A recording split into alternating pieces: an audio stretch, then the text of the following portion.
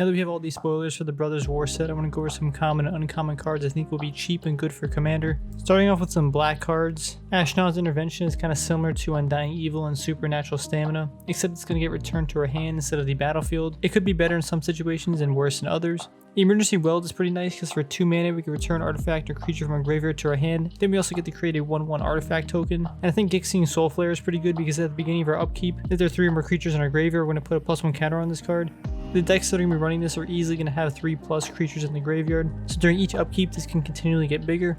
I like Gurgling Anointer because it has flying and we can grow it by drawing more cards, but also when it does die we can return something back from the graveyard with the converted mana cost equal to the power of this card. If we do have some pretty large creatures in our graveyard and we have a way to pump this card up and then sacrifice it, it could be a nice way to swing in for some damage and then sack it to cheat out another card. No One Left Behind is quite versatile because we can cast it for its normal cost, where we get to return our creature from a graveyard to the battlefield. However, if we target a creature that's 3 mana or less, it's only going to cost 2 mana to cast. So it is somewhat like a worse Unearth, however it has the additional benefit later in the game it is more impactful. Overwhelming Remorse could potentially be casted for 1, and at instant speed we're going to be able to exile target creature or planeswalker. I think this card would definitely see a lot of play. It's kind of like a Murderous Cut, but in a sense even better. Although you need to have creatures in the graveyard, which are a little bit harder to get than instances and sorceries. Moving on to some blue, splitting the Power Stone is pretty good because for 3 mana we're going to sacrifice an artifact, then create 2 tap Power Stone tokens. If we do sacrifice a legendary artifact, we can draw a card.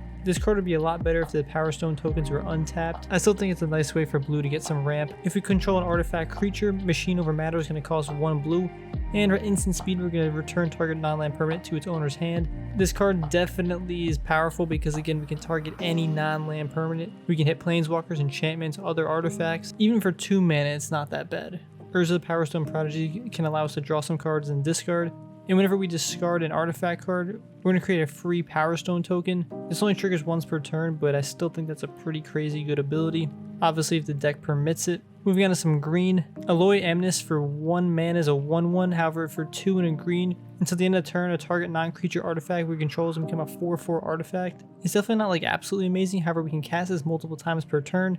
And we can also do it at instant speed. The Opportunist is definitely a great card. For 3 mana it's a 3/2 and you get a tapped Power Stone token. It's kind of a nice way to ramp into some artifact spells.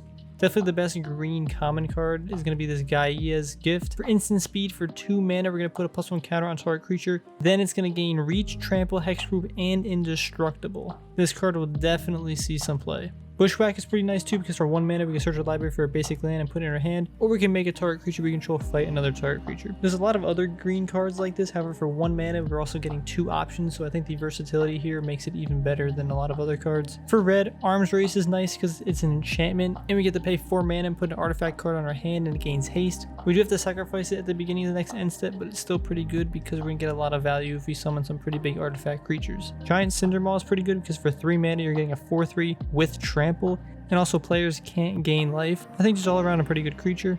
Mishra is nice too because it's a 2/1 with haste, and we can discard a card to draw a card. And if we discard an artifact card, we're going to add 2 red to our mana pool, so it could be a nice way just to get some ramp. Horn Stoneseeker is pretty good for decks that want to be a little more aggressive. It's a 2 mana 2/2 with Menace, which is already pretty good. However, when it enters the battlefield, you're also getting a tapped Power Stone token. When this card does leave the battlefield, you have to sacrifice that token. But for decks that are trying to be more aggressive, I think this has a place. Lorne's Escape is going to give a target artifact or creature hexproof and indestructible. We're also going to scry 1. It only costs 1 white and is at instant speed. Disenchant's pretty good too because for 2 mana, just instant speed, destroy target artifact or enchantment. Lay Down Arms is pretty nice because for 1 mana, we're going to exile target creature with mana value less than or equal to the number of planes we control. Then the controller gains 3 life, but that's kind of irrelevant. This is pretty good for later on in the game when we have a bunch of planes already on the field.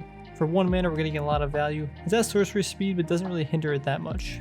Recommission's a nice way to get something back from the grave with a mana value 3 or less. And Repair and Recharge is for 5 mana, but we're going to be able to return target artifact, enchantment, or planeswalker card from our graveyard to the battlefield. And we're going to create a tapped Power Stone token. You don't really see too much revival from white. However, these 2 cards are kind of going against the archetype in a sense, but I think they'll have their place in some decks. I like Hulking Metamorph because when it enters the battlefield, it can be a copy of another artifact or creature. I don't really see many people casting this for 9 mana. You're mostly going to cast it for 2 and 2 blue. It'll be a 3/3 as a copy of something else, but in case you have the mana, it could be a 7/7. Haywire Might's a 1 mana 1/1, and when it dies, we're going to gain 2 life. The best thing about this card though is for 1 green, we're going to sacrifice this card and exile target non-creature artifact or non-creature enchantment. It is a little bit more specific on what it can remove, but as an artifact creature, creature, it might be better than having some instant or sorcery.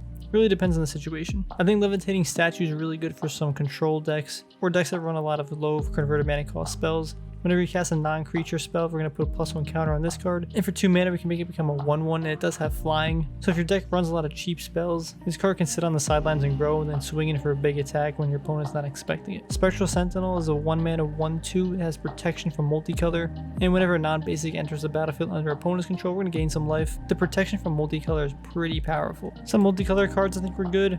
The Iconoclast is great because whenever we cast a non-creature spell, we're going to create a 1/1 colorless token. Again, this just further helps decks that run really cheap spells, and the fact that it's red and blue makes it even better because those decks run really cheap spells such as burn and counter spells. Whenever Evangel of Synthesis enters the battlefield, we're going to draw a card and discard a card. For 2 mana, you're getting a 2/3 body and that ability. I think that's pretty good. And Battery Bearer is really good because for 4 mana, we're getting a 3/4 body that has creatures you control have tap. We can add colorless to our mana pool. We can only cast artifact spells, however, with the decks that are running this is probably what you're going to want anyway.